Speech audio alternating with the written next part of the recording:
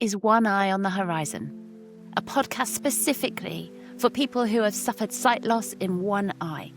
I lost my sight in my right eye in August 2024 in a shocking, traumatic accident. And I found it really difficult to find anybody else who was in the same boat, slightly further along the journey than me, who could tell me what it was going to be like and ultimately show me that everything was going to be okay. I felt lonely, even though I was wrapped in so much love and support from everybody around me. It was something that I had to work out myself, and I had to do a lot of searching to find stories of people in the same boat. So I've designed a podcast to share as many of our stories as possible, to help lift, inspire, and encourage people who are newer to this journey than us. If you're listening because you've already lost your sight or you're losing your sight in one eye, we're here for you. We see you and we feel you. You can dive in here to feel less alone and to understand that you are definitely not the only one experiencing all of these feelings and all of these physical challenges. Hear the stories of others, feel validated in what you're going through, and most importantly, understand that it is going to be okay. And hopefully we can have a little laugh along the way, because laughter makes even the heaviest things feel ever so slightly lighter. I'm Charlie, and this is One Eye on the Horizon. So this morning I have interviewed a lovely guy called Tom. Tom lives in Denmark, but grew up and lived in the UK. He has been through a very long journey in deterioration and loss of sight in one of his eyes, but also operations on the corneas of both of his eyes.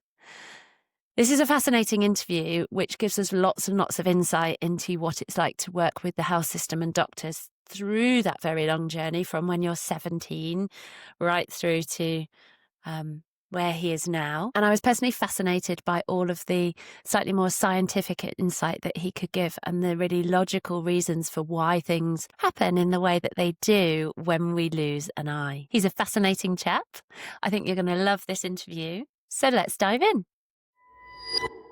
So hello, Tom. Hello, Charlie. I would like to start today's podcast with setting the scene around who Tom was and what life looked like before eye complications started to be part of the picture. This goes way back because I have a degenerative corneal disease called Keratoconus.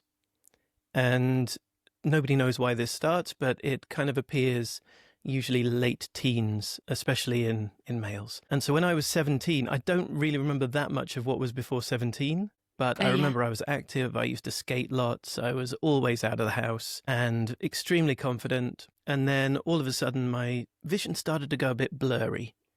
For people who don't know, keratoconus is a thinning of the cornea. And so if you imagine a balloon which is blown up like your eyeball and it has a thin bit and you kind of squeeze it, it's going to get a bulge in there. Okay. And the cornea being the front part of the eye, right? Just again, for anyone that doesn't know. Yeah, the clear bit of the eye just in front of the iris. And so it bulges out, and it doesn't bulge out particularly smoothly. So you get lots of ridges in it, and the vision is a little bit like trying to look at the bottom of a lake on a windy day. So you don't get a kind of clear image at all. You see lots of the same thing in different places. I had contact lenses from when I was 17. They're called scleral lenses, which are 23 millimeters in diameter. I have one in right now. And they're kind of the same way as putting a glass bowl into the water of the lake. It kind of smooths out the ridges. Then you can see properly. My eyes have been bad since I was 17. And I do remember that my confidence levels went down dramatically because I know that my eyes are weak. If I was to rub anybody up the wrong way, because I'm in my late teens, early 20s at that time, then if somebody decided to have a fight with me, I could be in serious trouble. Do you mind me asking, so was the concern that you wouldn't be able to see them to do whatever you needed to do, or were you worried about your eyes being hit? I was worried about my eyes being hit. Yeah, okay. I've never been in a fight in my life. You don't look like a fighter. But actually, I used to play ice hockey. And so, I had to give up ice hockey because of the risk of damaging my eyes. And I suddenly went very insular. And it was just not a particularly good time. This was on both eyes, and at some point, I can't remember how old I was, maybe 25-7-ish. Then I had something called hydrops, drops, which is when the cornea gets so bulgy that it kind of breaks, and you get liquid going into the front of the cornea. It turns into a scar and goes all white. Once this happens, the only real way to get vision back is to take that bit out and have a full thickness corneal graft, which I first had in this eye back in England, and that was amazing to get that done. And for our listeners, you're pointing to your remaining good eye when you say this eye. Yeah.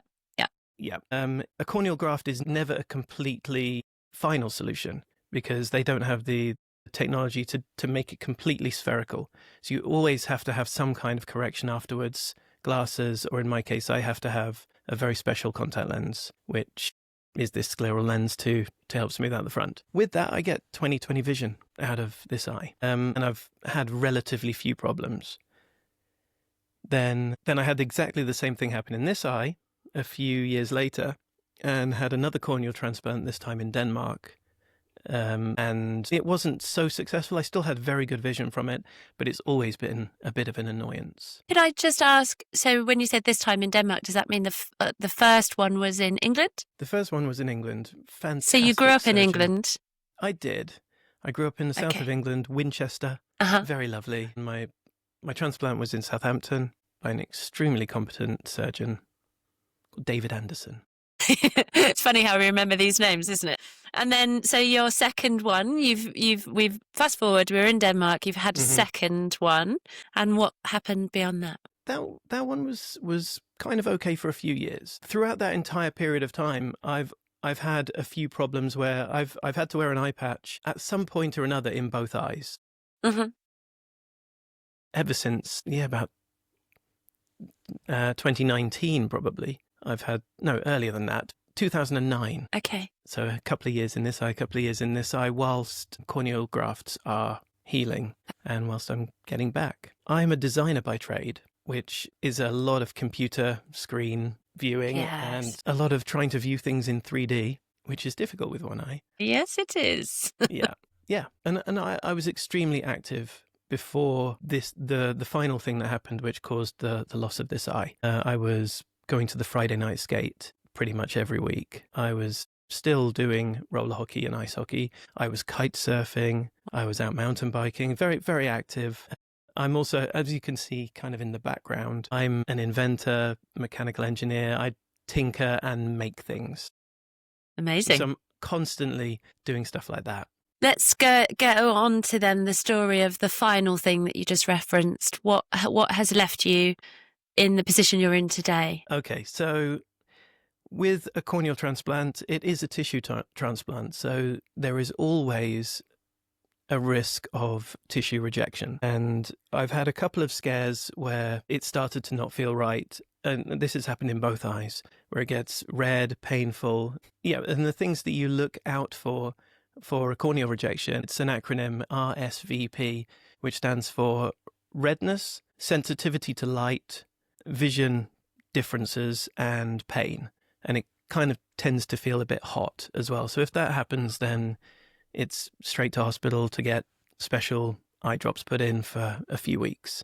And hopefully, you get a pretty good chance of reversing any problems and for that not to actually turn into a full-blown rejection.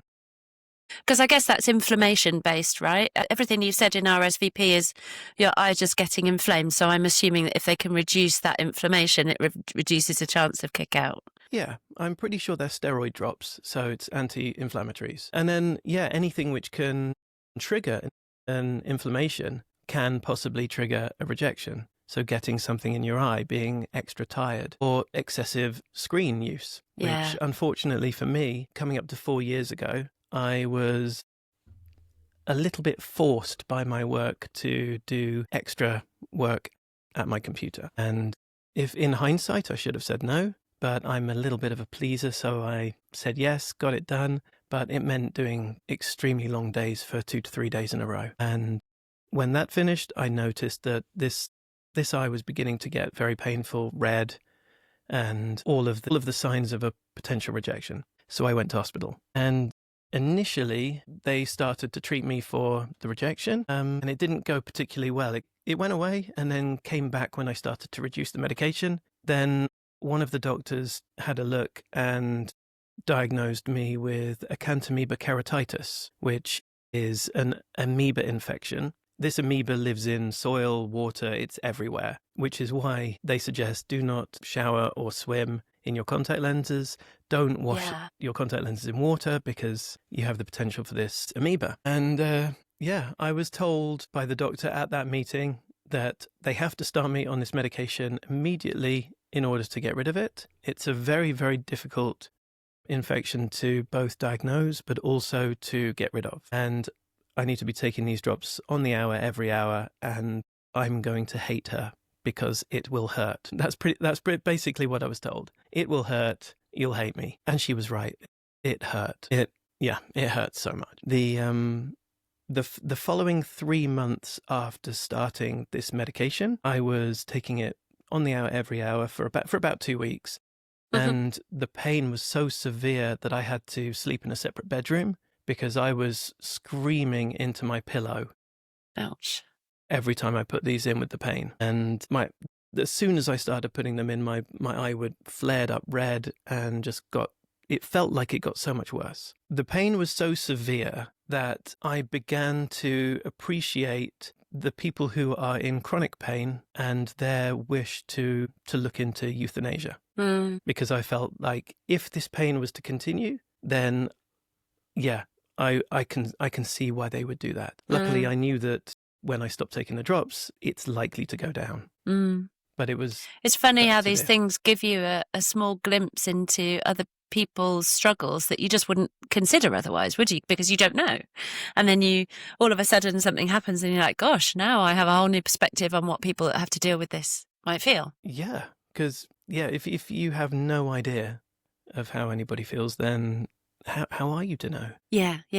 Gosh, okay, so you've been through that period of the drops and you got to stop taking them, right? Well, they do a scrape test to test for this amoeba, where they scrape the front of the cornea off and send it into the lab and try to grow it. And I was ecstatic when the first one came back negative. And she looked at me and said, we get a lot of false negatives with these tests, so I want you to continue. And it felt devastating at that point. Over the next 3 months, I had 6 of these scrape tests, and every single one came back negative, but I was told to continue.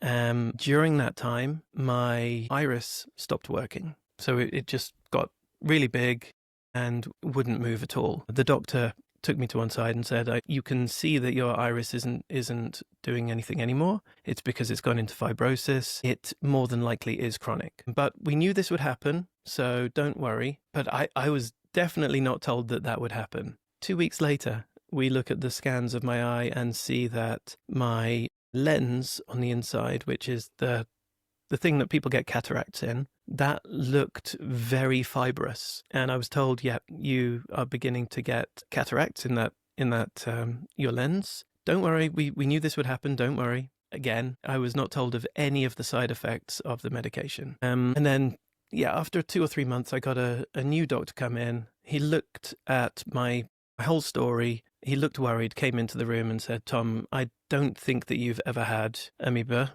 keratitis. We're going to start to take you off this medication and you need to have another corneal transplant. Gosh. You probably should have been started on a wide spectrum antibiotic at the beginning, and this is where we are with it. And how did that feel to hear that? It was really tough to hear because my gut was telling me the whole time that something isn't right about this. I believed that the medication was causing the symptoms that they were thinking was this amoeba. But by the time I found out that, then the damage had been done. Too late. My cornea had begun to spring leaks, so my anterior chamber, which is the bit of liquid between the iris and the cornea, completely collapsed, causing another bout of excruciating pain. And they kept having to stitch bits up to seal it until it was possible to do a cornea transplant. When they did the cornea transplant, they were able to send my original cornea off to 3 separate labs for proper microscopic testing. And with that, I was told they can be 99% sure if there is or has ever been amoeba, because it will be in its cystic form, and they couldn't find any sign of it. Wow. So it was a complete misdiagnosis. And is there any recourse on that? Can you claim anything against that original doctor? I mean, maybe you don't want to share that, but... Yes, I'm in the middle of a compensation claim at the moment. There is no such thing as being able to sue doctors or the system in Denmark. You can get a level of compensation. As far as I know, it's not anything close to if I was in America, for instance, I'd be able to retire very early, but not here, unfortunately. Yeah, I'm in a similar situation for the accident that I lost my sight in, and regardless of whether you get more in America, whatever it is, the damages claim that I'm being told I may receive does not feel like nearly enough for the impact it's had on my life, and I'm sure that you'll feel exactly the same. Absolutely. But that's a whole other story. Looking into my lost wages since this happened, because I couldn't work whilst this was happening, and I did lose my job as a designer partway through this, then any compensation would likely be a quarter of what I've lost in earnings so far in 4 years. Wow. So it's not much. No. And this is an interesting subject, actually, something that I can also relate to. The fact that unless you have a very supportive employer or you have some insurance premium that's covering your income, if you lose your job or your income, then not only are you dealing with the fact that you're losing your sight, you're dealing with a huge amount of fear and stress and anxiety around how do I pay the bills and not lose my house and the rest of my life at the same time, right? Was that a real concern for you? I'm in an extremely fortunate position that I do have wage protection insurance. I think the majority of people in Denmark have it. Okay. Which is an amazing system. And through my pension, I also have a reduced earnings capacity benefit. Right, nice. I'm able, for the moment, I think it's temporary. So for the moment, until I manage to both work out what I now want to do or what I can do, and actually find a job, then I think I'm not in the worst position. There are definitely other people that would struggle a lot more if they didn't have these amazing benefits. Yeah, that sounds good. I'm not sure it's quite the same in England unless you particularly choose to have those insurance policies then. Yeah, I remember when I worked in England, I didn't even know if any of those existed. No. But nearly everybody has it here. Yeah, good. I feel like we're still missing kind of the end piece of the story. So they tell you that they didn't ever think that they did have this situation, but at that point, had your vision completely gone? Is that, or is there more to the? Okay, so I think this has been the most difficult thing about this whole experience is that it has lasted for 3.5 years. I've been living with hope, false hope, for 3.5 years, trying to just make sure that I do everything as best as I can to protect my eye as it is, because I'm looking at possible sight again when my eye finally calms down, then I can get it back. Because unfortunately, when they did my cornea transplant, my eye around it had turned to mush from the medication, and it didn't have a very good foundation to be able to heal properly. And so I've got a load of edema, which is where the cornea goes white, and a certain amount of scarring. The back layer of the cornea, which is responsible for basically pumping liquid out of the cornea to make it fairly dry, didn't work properly. It needs to be drier than the rest of the eye to be clear. As soon as it gets wet, it gets very cloudy. And the front of my cornea was not sticking to the rest of my cornea properly. So anytime that I had a bit of dry eye, I'd blink and it would rub the front layer off. And so I've had a fair number of infections in the front of my cornea because of it. And I've totally missed out a bit. So my iris, being dead, it flapped forward and blocked my trabecular meshwork, which is it's the beginning of the drainage channel for the liquid in your eye. Okay. When that happens and it blocks that, then the aqueous can't flow out and it causes glaucoma. So there's 2 types of glaucoma, and the one I had would be kind of classed as closed angle because the iris pushes up against it and blocks it. Okay. And they managed to scrape it away for a bit, but then it flowed back into place and has basically completely blocked it. So I've had to have a glaucoma implant in the top of my eye as well, which didn't heal particularly well. I had 3 what's called tenon cysts, which are where the bit where they put the plate in to distribute the liquid that comes out of the tube, which is stuck into your eye. I know that sounds complicated. Yeah. That kind of just filled up with liquid and became this cystic area. So I had to have that removed, I think 3 times. And now it's kind of stable, but it's still very bulbous. So the uptake of that is that when I blink, it very much moves my eye around. I'll take this off so that you can kind of see what my eye looks like. Okay. So I'll move a little closer to the camera. Okay. So it's still a similar size, your eyeball, to the other one. Yeah. So it hasn't shrunk, but I mean, you can see that it's droopy. If I look at you there, then they both look fairly wide. But as soon as I do that, then that one goes very closed. And it's because there's this big thing up there which kind of pushes my eyelid down when I move my eye around. Right. And that's draining the fluid out of your eye to stop the pressure being too high from glaucoma. Yeah. Wow. When we first noticed this, my pressure went up to about 56, which is extremely high. That is in the range of blindness in 2 to 3 days. And I had to spend about 3 or 4 days in the hospital corridor, just constantly putting special eye drops in, taking this awful glycerin liquid, basically to dehydrate me as much as possible so that my pressure didn't go up past the point where it was safe until a surgeon can do something about it at the end of the weekend. I'm hearing a huge amount of surgeries and procedures and things to manage and horrible medication. Mm-hmm. Sounds like a really testing, horrible time. It was. It was. Unfortunately, the doctors weren't able to prescribe the correct pain medication either. I'm not sure that there's many people in the world that have been in the same situation as me. And so they don't have a huge frame of reference as to how that affects the system as a whole. So do you mind me asking, I think the first thing that I went to is, gosh, if I was going through all of that, surely at some point it would cross your mind, just take the eye out. But you also mentioned that they were always giving you hope about it improving and getting better. Yeah. I was kind of, all of the damage is to the front of my eye. The back of my eye is still working absolutely fine. Okay. I believe it is. There's no way that they can test it because the testing apparatus, it's a little button that you press and you put your head in a big white dome, and then there's little green dots that appear, and then you press a button when you can see one, so they can test your field of vision to see how well your macula is working, the bit at the back of your eye. Mm-hmm.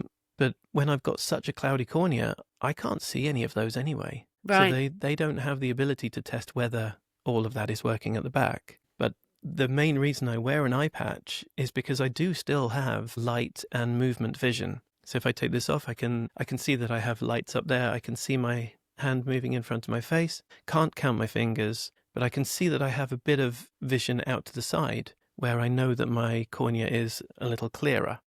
So there's always been hope. I was told that we were waiting for my eye to kind of settle down before they can do a new cornea transplant. And that's what I was always hoping for. Because if I have a new cornea transplant, I can then have a special contact lens with an iris painted on to make sure that I have a pupil again. And then I might be able to get some useful vision out of it. The main reason I didn't just take it out and go, done with it, is that this eye has a corneal transplant. Yeah. So at any given day, I risk this one going into rejection. And there's no precursor to it. It could just suddenly happen because the weather changes. I get a pollen allergy. And so I need to have some form of backup that just in case I lose this one, I haven't completely got rid of this. Yeah, I understand. Yeah. Gosh. That's the tough bit to deal with, is that the 7 stages of grief. Yeah. I don't know all of them, but I know there's bargaining, there's denial, all of those Anger. ones. Yeah. And I can recognize I've been through all of those, trying to tell myself, no, I'll be able to get another corneal transplant. It definitely will happen. Yeah. For that whole amount of time, I've been sitting in that loop waiting for it to get better. And it wasn't until the beginning of this year, maybe April time, when the doctor finally said, I'm sorry, there's no way that we can do another corneal transplant on you. So unfortunately, you are where you are. The risk is too high for you to lose your entire eye compared to the potential benefits. And the reason being that the amount of rubbish that I've had done to my eye has caused neovascularization, which is where the blood vessels start to go into the cornea. As soon as you have blood vessels in there, you have white blood cells, you have a much higher risk of the body rejecting the tissue. Sure, because the white blood cells go, ooh, what's this? It's not ours. Get rid of it. Yeah. Yeah, exactly. So, yeah. And I think resolution and acceptance only started to come about once they had said that. And I fully understood what has happened. Mm. Another one of the reasons why I'm keeping this is because I'm pretty much 100% sure that within my lifetime, there will be something where I can just go and pop another one in. Yeah. In our lifetime, I'm sure we will be able to regain eyesight in the eyes we've lost. Yeah, I kind of feel like that too. I've seen some news stories about bionic chips going into eyes already. And, that's probably miles away from the everyday person being able to access right now. But you think, with the way technology is going and the way medical science is going, it would be nice to think that hopefully in our lifetime, but if not in the future, that something is developed for this kind of thing, right? I joke with my partner, I'm going to have a RoboCop eye that scans X-rays and has a laser in that can shoot people and take them out when I don't want them. It's the exact same thing I say. Yeah, X-ray, zoom, and laser gun. Laser death. Yes. Here's hoping, hey? Here's hoping medical science can rescue our eyes at some point. And what you say about grief, I can also really relate to. But it's a strange thing, isn't it? Because unless you're a therapist and you know about this kind of thing, I think we're brought up to understand that grief is about people dying. Well, that's certainly what I thought. But when you sit back and think about it, something has died effectively, and you have definitely lost something huge, and it hurts, right? It hurts your heart and soul, as well as, all the things that you're having to relearn to do or try and do in the world. It's quite a journey to accept. You mentioned the word acceptance. For me, that was the key. Get to the point where I'm not just pushing back and rejecting. I didn't want this. It wasn't my fault, blah, blah, blah, blah, blah. To go, oh, okay, actually, whether I wanted it or not, this has happened to me and I must now accept and move forward. Yeah. Can you remember anything in that period of coming to acceptance that helped you? Yeah, definitely. It sat behind me, actually, the disco pirate. So yeah, every year I go to help, or for the past 2 years, I've gone to help my mum and dad run a stall doing leather work, which is kind of fun, at Camp Bestival in Dorset.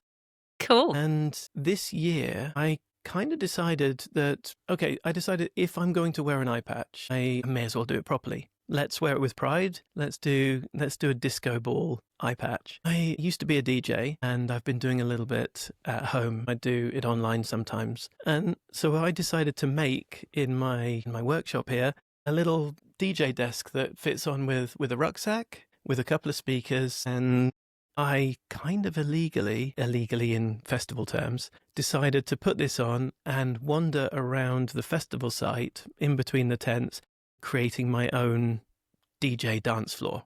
Amazing. And I've got there we go. Got my pirate hat.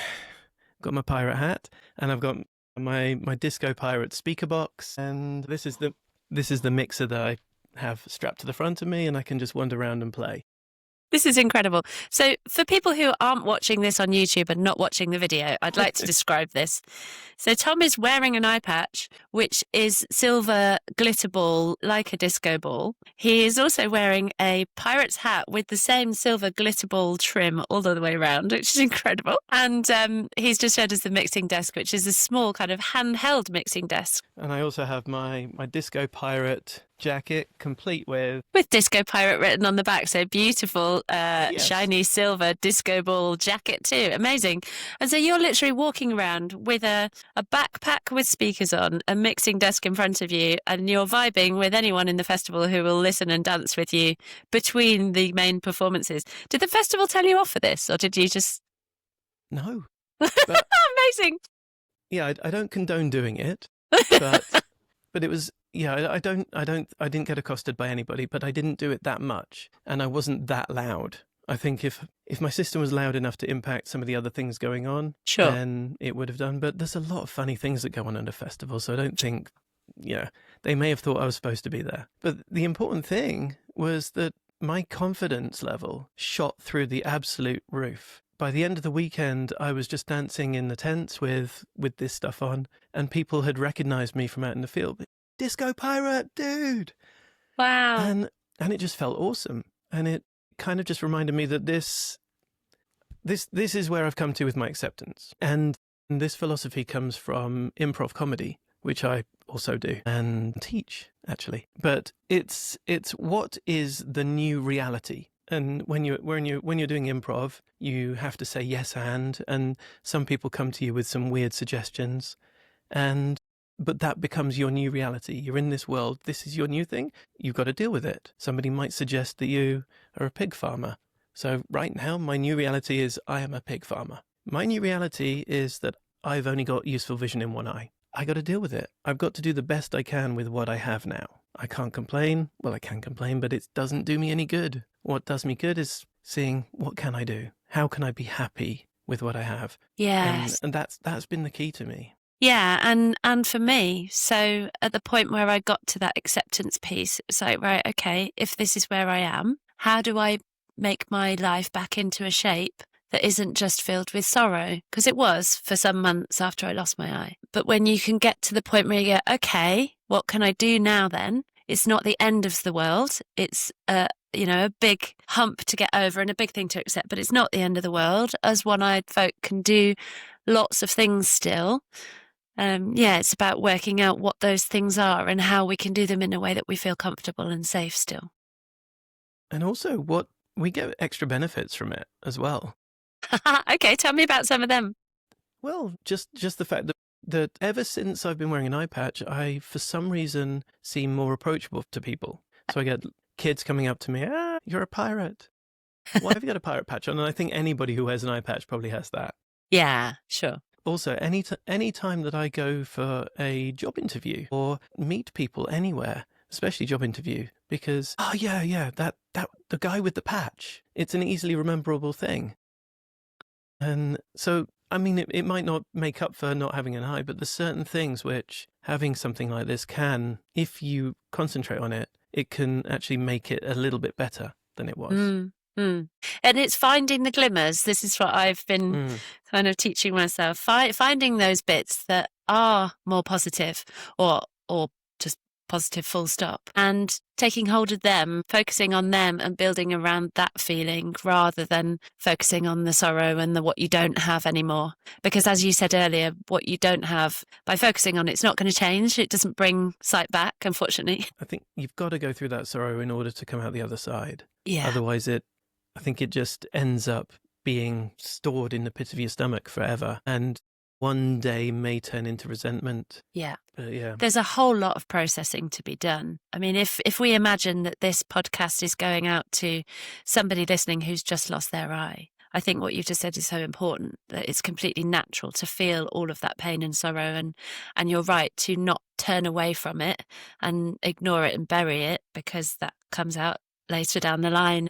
I spent 4 or 5 months allowing all of the tears and all of the feelings and all of the thoughts. And actually, I loved what you said about it getting stuck in your body, because I did a lot of work with yoga teachers and somatic people who really believe that pain is stored in your body and that you can actually release it by moving your body and doing all sorts of amazing things. And that was a super big part of my getting to acceptance process. So yeah, it's right for us to say that it's natural to feel that and important to let it all out before you get to the acceptance. Absolutely. I totally agree with you with the storage. I had something called body SDS, Okay. And it's kind of where they massage really, really deep in your stomach. Yeah. Like they go underneath your ribs further than you think's possible, or down underneath your hips.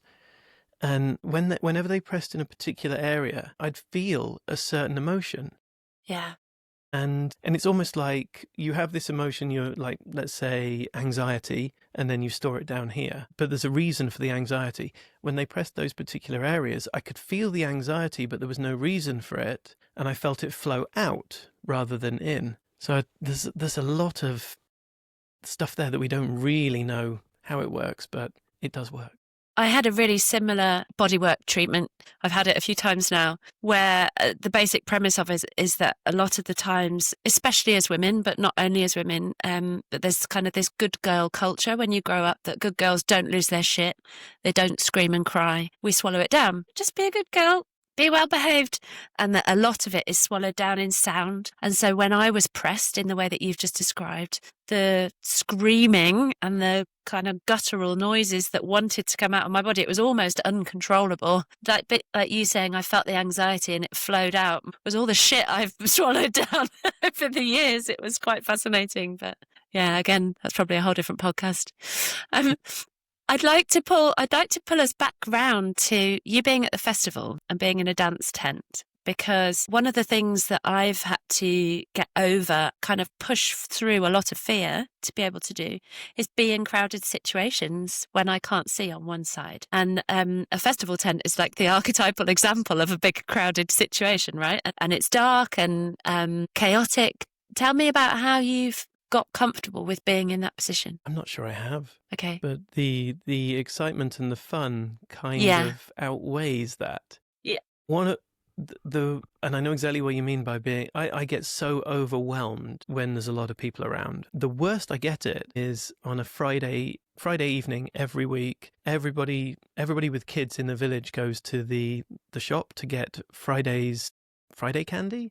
Okay. And so I'm stood there with my kids, and there's just kids running around everywhere, and I'm trying to control mine to make sure that they don't just fill the bags. They're very good, but there's just so much movement around me. And I think in a festival tent where everybody's moving in the same direction, or, you know, it's kind of piled together, it's not too bad. But when there's people moving in all sorts of different directions, it's really difficult. And I think we haven't touched upon depth perception, because I think that's been one of the main difficulties for me dealing with this, is the loss of depth perception. And when there's so many people moving around in one time, then my brain just cannot cope with working out how far away they are, whether they're right close to me, whether this hand that's flying around is going to hit me or not, or whether the kids have run off into the distance. But I think that just overwhelms me so much. But when there's very little going on, then it seems to be better. I can catch a ball, I can drive my car, but I can't pour a glass of wine. Oh, really? Because I can't kind of see where, or pour a glass of anything, because I can't see where the cup is. I've taken to having to, I literally have to put it somewhere, tap the top of the cup to make sure that I'm in the right place before I pour. Or feel for where the cup is with your hands and measure it out before you pour. Yeah, I know. Yeah, the amount of times that I've just literally poured into the middle of the table next to the glass. Yes, and I don't know about you, but the people around me, they're like, oh, come on. It's like a year and a half now. Surely you've learned. And they're like, no, it's still pouring on the floor. Well, there's two ways of doing depth perception. And the easiest way is when you've got two eyes, you triangulate. And I think that uses a lot less brain energy to be able to do that. The second one is relative size. So you kind of know the size of something, and so you can kind of estimate how far away it is. If it's moving towards you, then you can kind of see, how big is it now? How big is it now? How big is it now? If it's getting bigger, you can kind of judge its speed towards you, for instance, which is why I can drive, because I can see the cars coming towards me very easily. But when something's stationary, it's a lot more difficult. Interesting. And it takes a lot more energy, I believe, to do the relative way of doing it. This is all fascinating to me. You're teaching me kind of the scientific reasons why I get more tired. And also I can really relate to you saying being in the shop, because one of the most overwhelming places for me, it's got a bit better, but definitely to start with, was the supermarket for the same reasons. But the supermarket that I'm thinking of is like one of these extra big, large supermarkets, and they've got really tall shelves. And so I'm going along, and because I can't see on my right-hand side, I can no longer walk down the middle of an aisle and kind of scan in my peripheral vision, is the product I want on either side. So first of all, I have to walk and look down the left-hand side, and then I have to come back and look down the other side, all whilst not bumping into all the people in front and side and all the people around me. And what you've just said about processing the depth perception. I know about depth perception when I'm looking at objects in front of me, but I hadn't really figured out that people moving towards and from me would be doing all that extra processing that we don't consider. That would explain why the supermarket's a scary place. Yeah, absolutely. Gosh. Also, I was just going to say, I can see that you don't have a prosthetic in today. I've seen your podcast before and I know that you have one. Yes. I have one. I'll actually show it because it's interesting.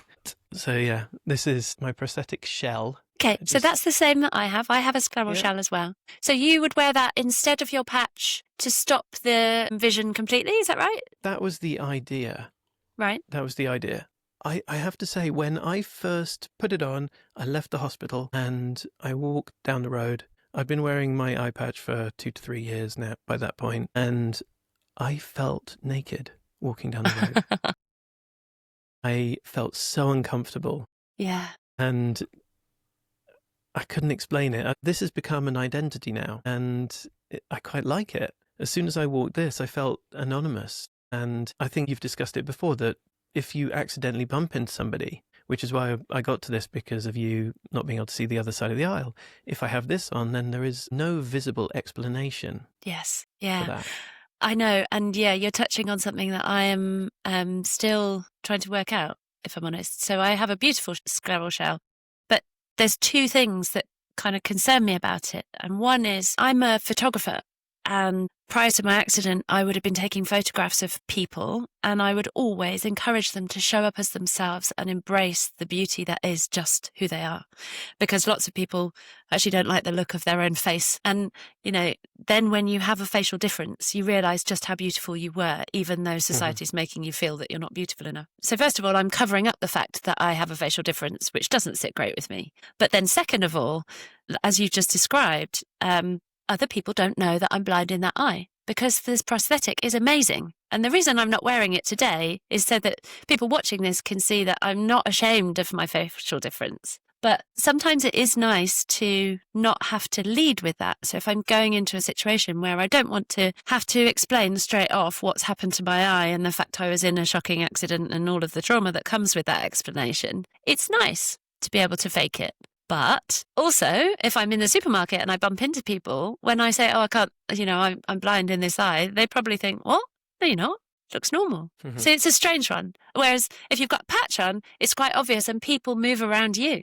They understand that there's something going on and they allow for it. So yeah, I haven't worked it out yet. But what I have done is got a beautiful purple prosthetic eye so that people can kind of see. Yeah. But you still have to be looking closely enough to notice it. Yeah. I realised pretty quickly that I can't actually wear this. Oh, okay. And the neovascularization that I touched on earlier with the blood vessels going into the cornea, if I were to wear this for an extended period of time, then it doesn't let oxygen through. So my cornea starves and blood vessels will begin to move even more into it. In order to give myself the best chance of any technological advances in the near or even far future helping me to recover eyesight in that eye, then I have to not even risk it. Yeah, okay. So it's... How did you realise that?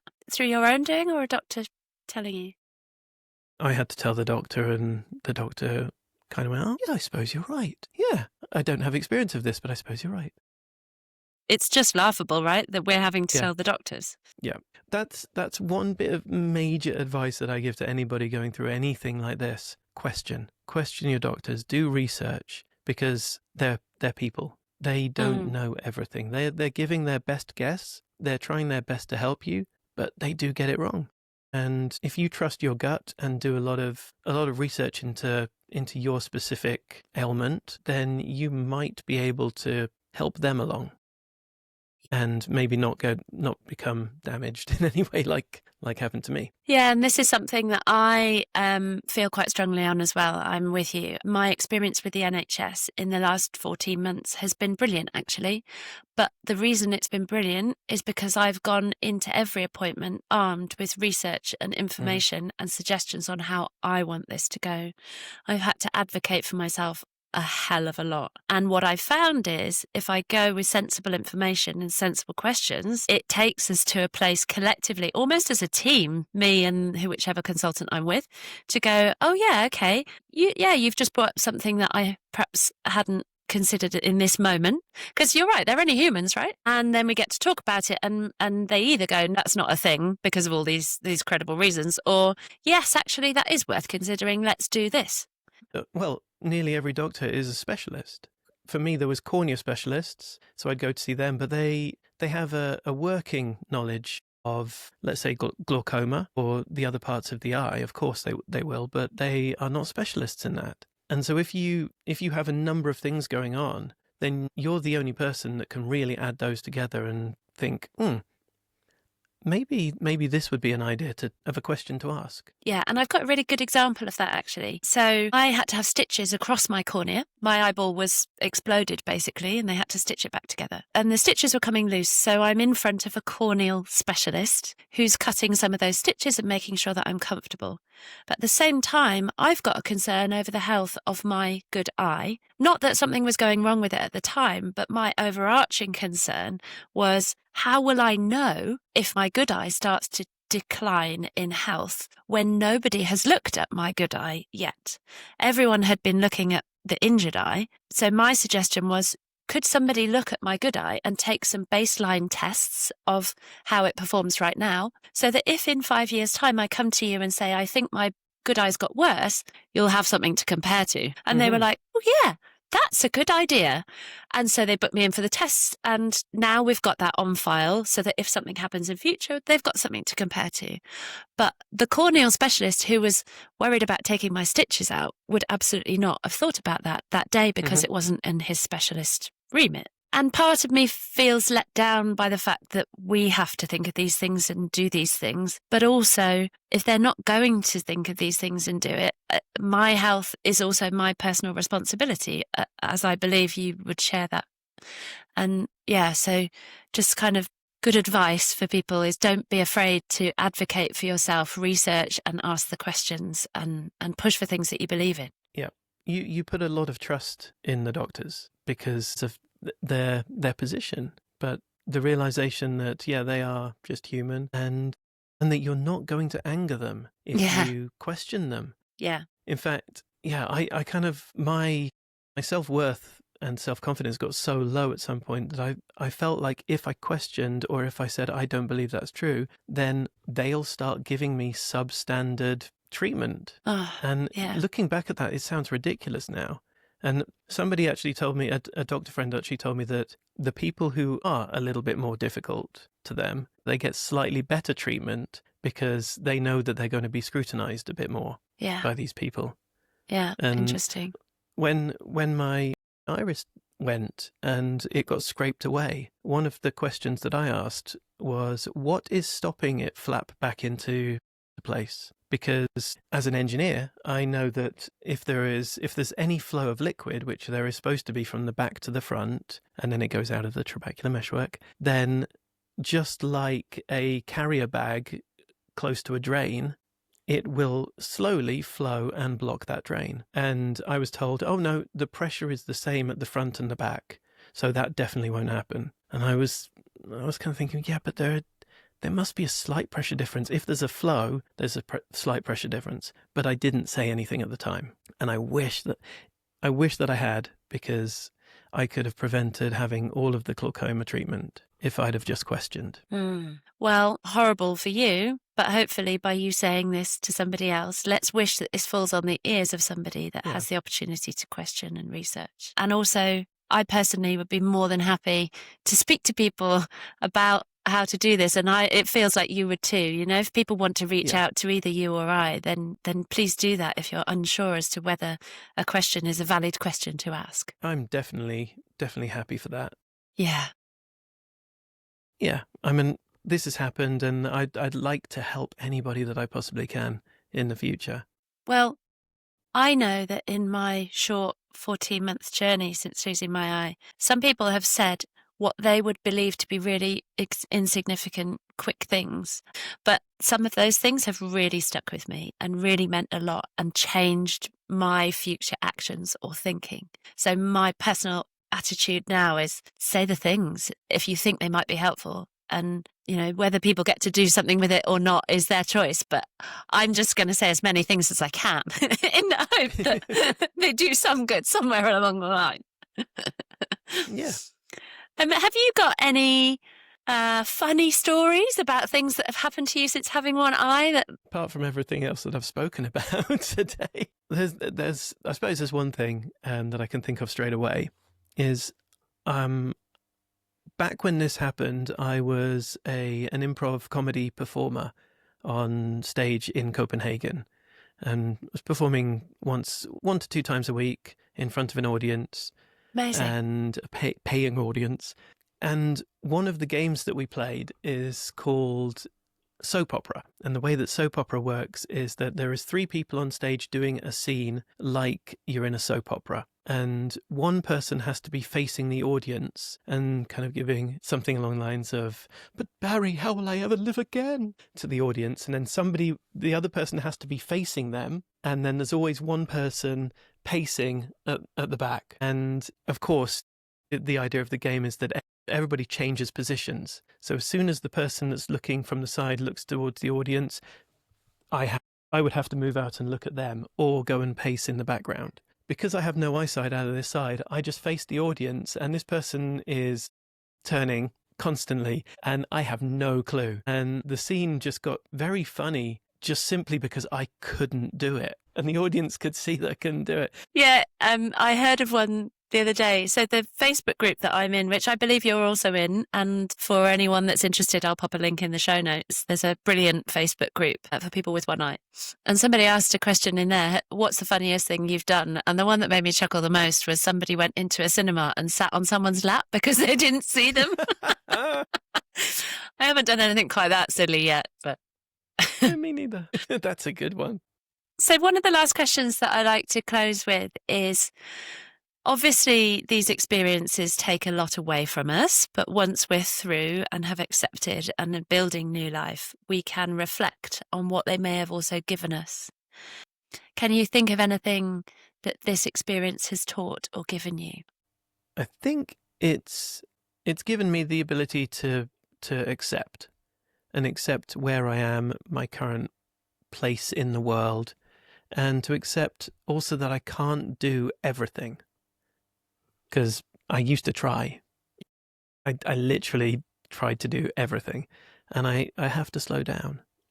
But yeah, I suppose it's just being who I am, realizing I'm in a new situation, and that's how it is. I've had to give up kite surfing, roller skating, all of these different activities, but I will find new things that excite me to do and that I find enjoyable. Has it taught you anything about yourself? That I'm really strong, even though I don't feel it sometimes. And also it just it's second nature now to me that I've got through this. And other people will come to me and say, "I can't believe you've been able to do all this. There's no way that I would be able to."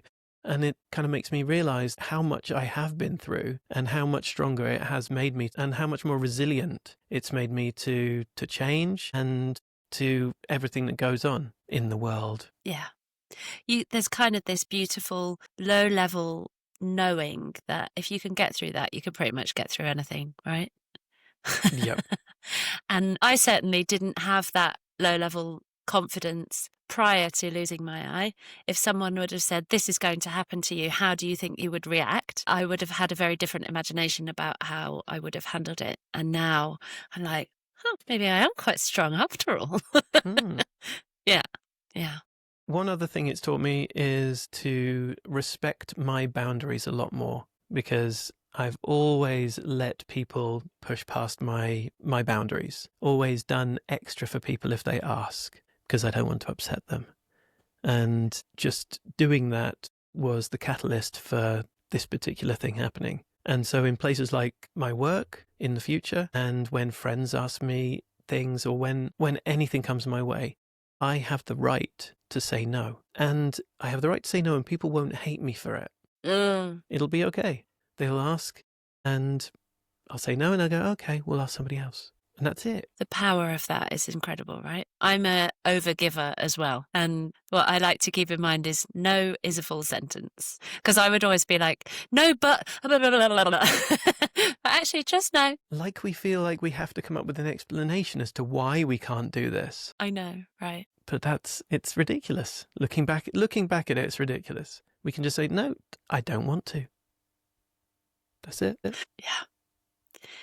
So final question for you. If we imagine that the person listening has just lost their eye or is losing their vision through a battle like you went through, what would be your advice for them? Keep strong. It will get better. It possibly will get worse to begin with, but you will get better. And no matter what your new reality turns out to be, you will find your path to live within that new reality, and you'll find happiness. If you lose absolutely everything, there's a human spirit to continue and to find your way back to happiness again. Oh, I love that. And question doctors. Yeah, always. Oh, Tom, thank you so much. I've personally learnt so much here. I love all of the scientific information that you've put around the reasons for things happening. And your words are very wise. Thank you. A lot of that scientific explanation might just be me coming up with possibilities. So they're not necessarily 100% true, but it's my take on it.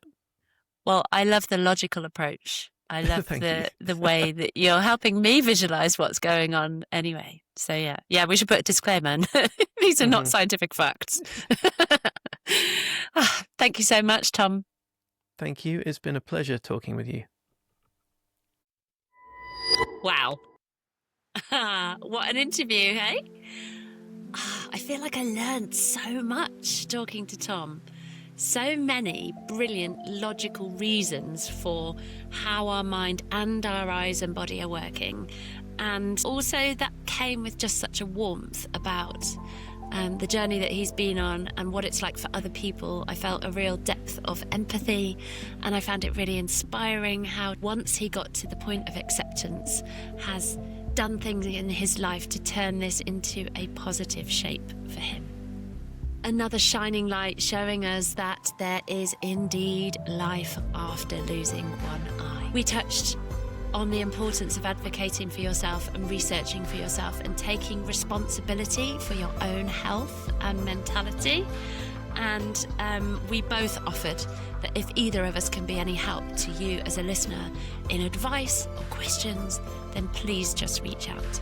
I'm going to put lots of things in the show notes, links to communities that we've talked about and how to get in contact with either I or Tom. And yeah, I hope that you found this as useful and fascinating as I have.